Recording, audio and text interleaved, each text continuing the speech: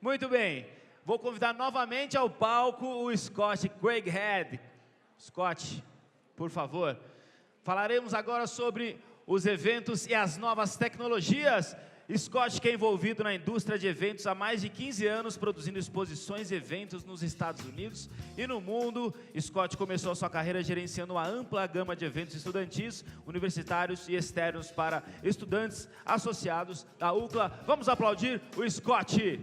Seja bem-vindo. Welcome.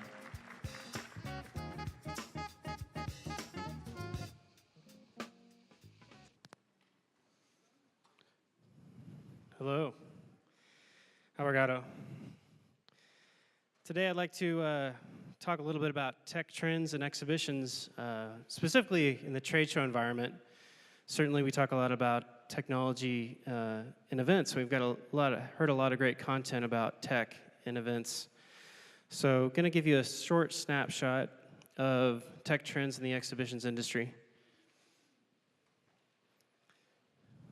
So first, we have to establish what our show organizers, trade show organizers, are concerned with, what's on their minds. And these are the top issues that are top of mind for a show organizer: building show attendance, growing a show, re-energizing a show, sponsorships, of course, revenue generation, and budgets and strategic planning. So with that in mind, we focus on these things as show organizers constantly. This is how we survive or die. To help us be successful, there are tools, many tools, and education opportunities. One of the primary research resources in the United States is CEIR, the Center for Exhibition Industry Research, which puts out a lot of great studies on marketing spend and trade shows. It does put out an annual index that follows the growth of the exhibition industry in the United States or North America. And just so you know, the growth rate for the exhibitions in the US last quarter was 2% increase, which is roughly along the same lines as the gross domestic product in the United States, which it generally follows.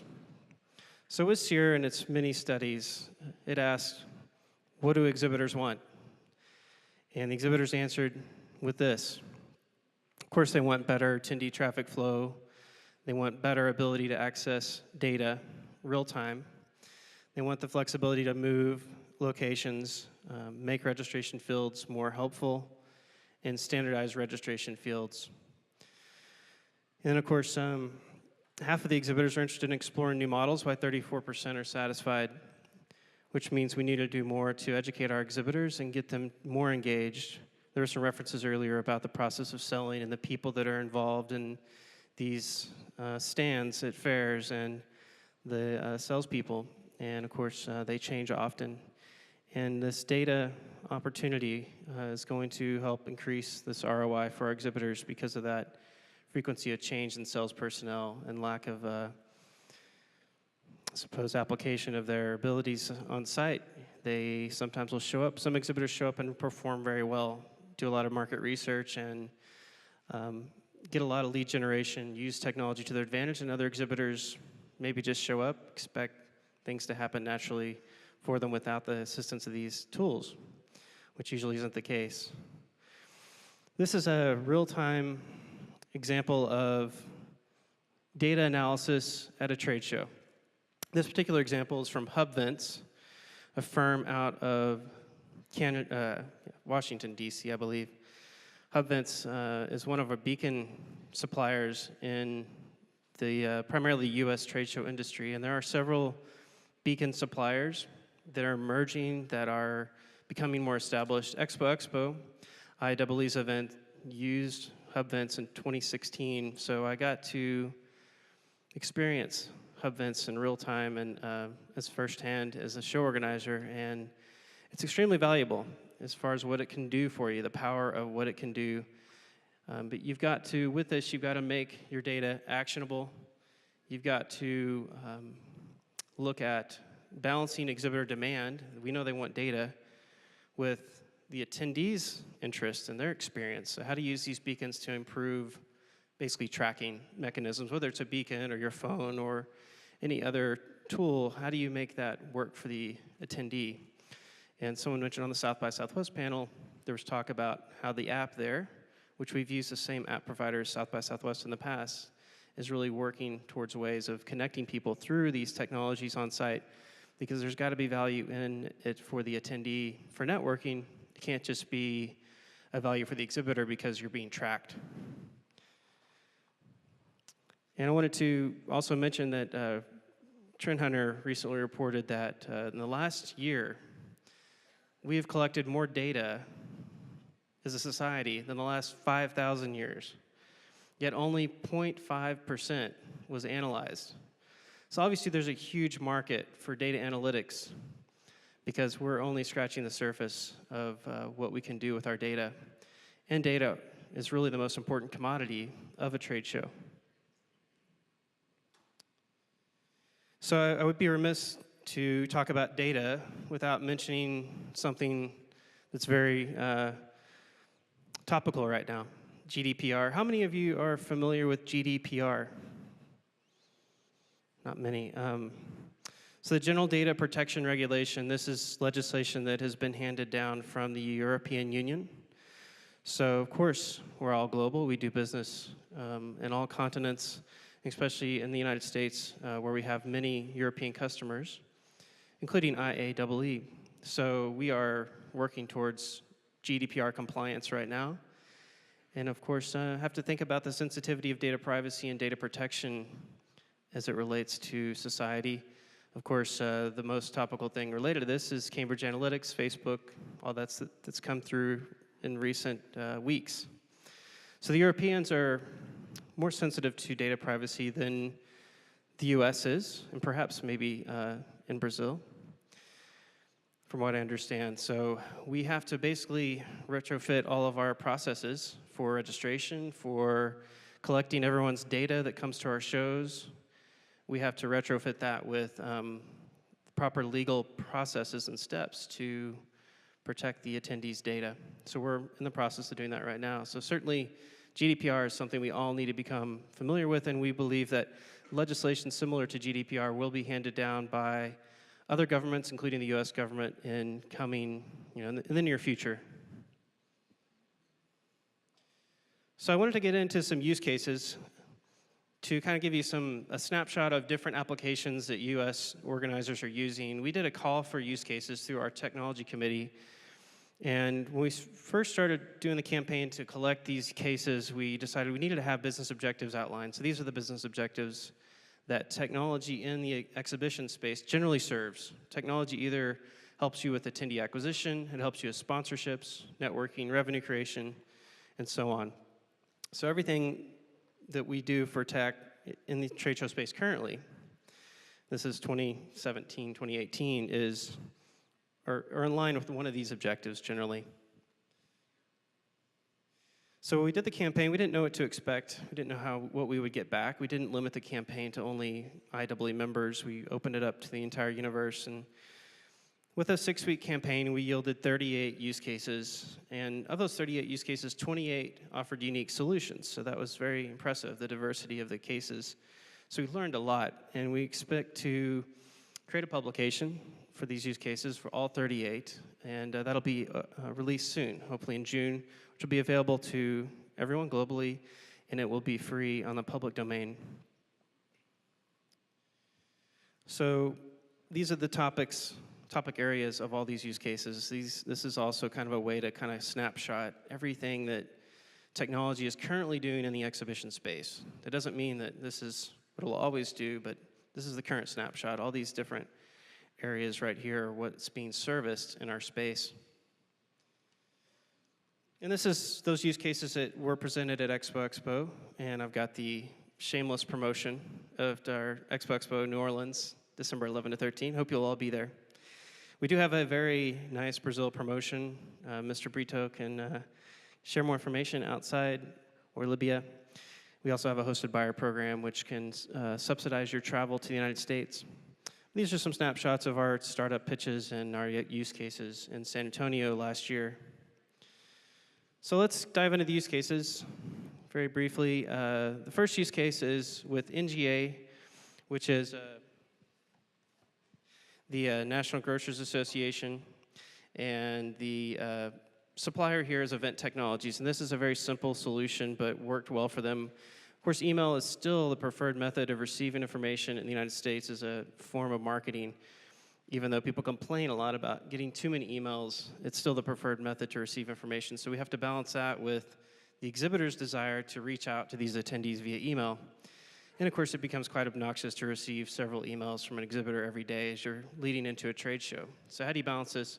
Event Tech did this by creating a tool to manage exhibitor emails to attendees.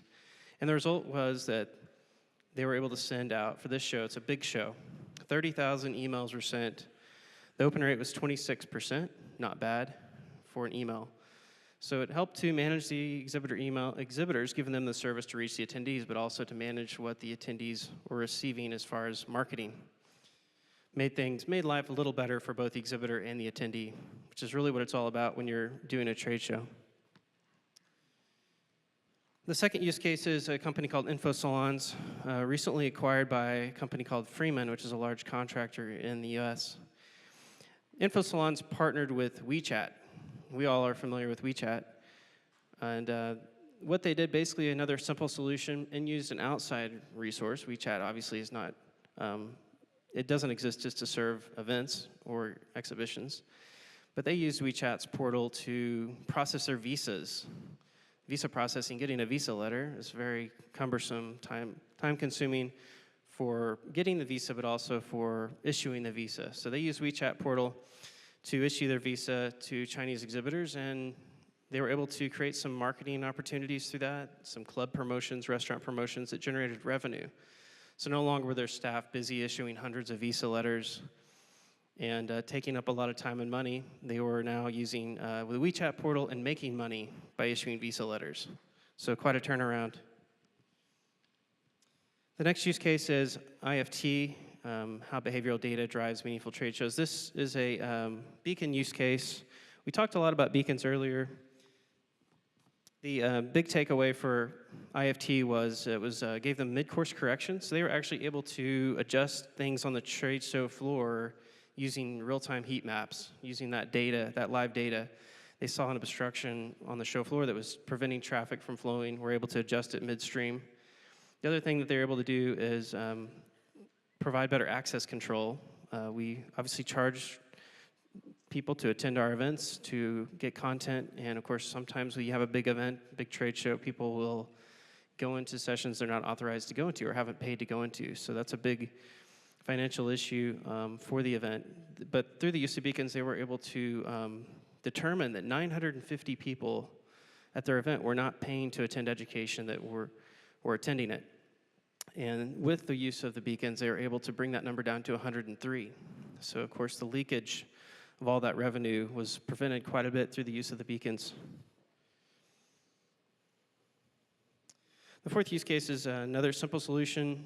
It's a badge technology printing, and basically taking that really painful experience of waiting in line to get your badge, especially at a large convention where there's 100,000 people. Active Event allows for 2,000 badges per hour to be printed using someone's phone number to get immediate badge printing results. So simple solution, but one that created that registration process, made it less painful, and provided more time for the attendee for networking. The fifth use case I want to mention is the Feather. Feather is a ad retargeting solution, very strong solution. IEEE uses it. Essentially, it retargets advertising online using cookies. So Sweet Snacks used it and had some really impressive results. Their exhibitors created 978 landing pages with 200 conversions for registrants. One exhibitor alone was responsible for 59 registrations. So using your exhibitors to help you promote, help you market, user-generated content, building your fan base through your exhibitors and through your attendees. And these technologies are just assisting in that. Final use case is OTM user conference. Who all is familiar with Smartsheet? It's a universal solution. Anyone use Smartsheet in here? No? So this is a solution that's outside of the exhibition space. It doesn't exist to serve events, but they used it to manage their sponsorships, to manage fulfillment. Sponsors expect a lot more now. They want to be partners. They want to have the data. They want to get the market research from you, and they want results, and they want to see those results in real time. So this smart sheet is something OTM did to deliver that to their sponsors, and they had some great results. It was collaborative, it was real time. They were able to track payments, saved their staff a lot of time, and created a lot more value for their sponsors.